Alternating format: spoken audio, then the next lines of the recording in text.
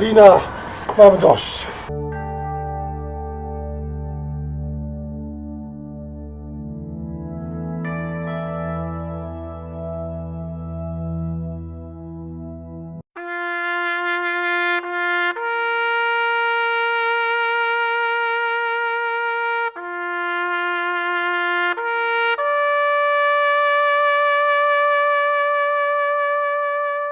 Andrzej, powstań!